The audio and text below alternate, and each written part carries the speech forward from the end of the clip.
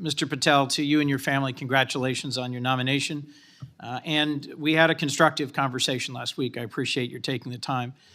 In particular, a conversation about the prosecution of the World Cup bombing in Uganda that took the life of a Delawarean whose family I knew.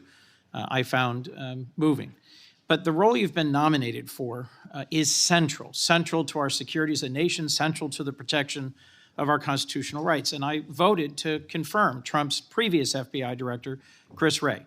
I believe he's lived up to the Bureau's motto of serving with fidelity, bravery, and integrity.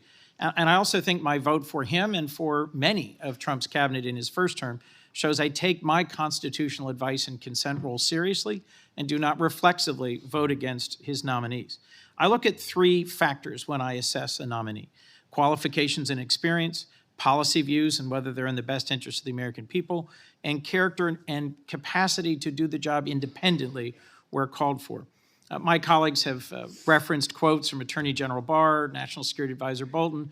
The FBI is enormous, 38,000 agents, $9 billion budget. I am troubled by your lack of senior law enforcement leadership.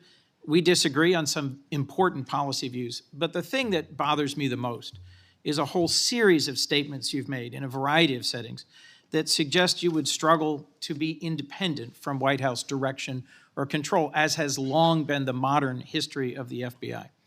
Who does the director of the FBI work for, Mr. Patel?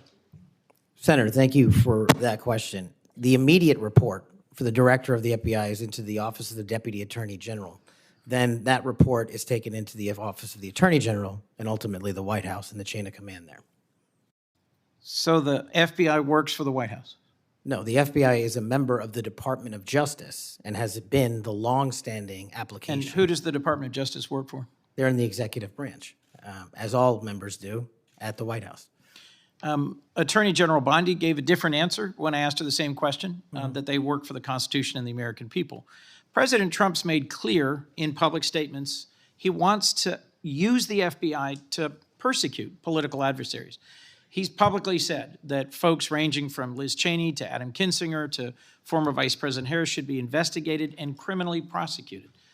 If President Trump were to order you to open an investigation into any of these individuals, let's say Vice President Harris, would you? Senator, this question speaks directly to my ability to leave political bias and allow independent behavior to be the only guiding light. As a public defender, I learned that in the harshest of arenas. And any law enforcement investigation, if I'm confirmed at the FBI, will only be launched on the following qualification: a factual, articulable, legal basis to do so. The president has said publicly that he will allow the FBI to remain independent, and I have said as much as well. So if FBI agents brought to you a factual, legal basis, predication, and you are about to refer it to a prosecutor, and you get a call from the White House saying, don't proceed. This is a major donor. This is someone close to the president. This is inappropriate. What would you do? Simple. I think you answered it partially in your question. The line agents, the brick agents who are trained to bring investigations on behalf of the FBI will make that decision-making process, and they will only have my full support so long as it upholds absolutely every value of the Constitution, and that's it. So your predecessor, I went back and looked, and I asked the same questions of Director Comey and Director Wray. Director Wray, quoting former Attorney General Bell, said, "You should be willing to resign, if necessary, over conduct if you're pressed to engage in it that's unethical, illegal, or unconstitutional. If pressed by the president, would you resign?" Senator, my answer is simply, I would never do anything unconstitutional or unlawful, and I never have in my 16 years of government service. Would you be willing to resign the post of FBI director if pressed and given no choice but to obey the order or resign? Senator, I will always obey the law. Does obeying the law require you to, as Attorney General Bell said, as FBI Director Wray said, refuse the order or resign? I'm not familiar with the extent of the law that you're referring to, but my answer is simple in my 16 years of government service. We will simply follow the law. And I've done that in Obama Justice Department, in Republican Justice Departments, in the Obama military, in Republican civilian capacity. I have never once wavered from my constitutional oath of office. Mr. Patel, your predecessors in this role have been clear that they would be willing to resign if forced or directed to do something unethical or illegal, I'll proceed. One of your past statements that's concerned me, it's both a post on Truth Social and something you said in a podcast, the Sean Morgan report, that your predecessor, Chris Wray, has broken the law. We need to prosecute him. The FBI should go after people like him. And the month before this, in July 2023, you said there should be a criminal referral for FBI Director Wray. If confirmed, are you going to follow through on these previous statements that Director Wray needs to be prosecuted? Senator, this reminds me of the conversation you and I had, which I greatly appreciated.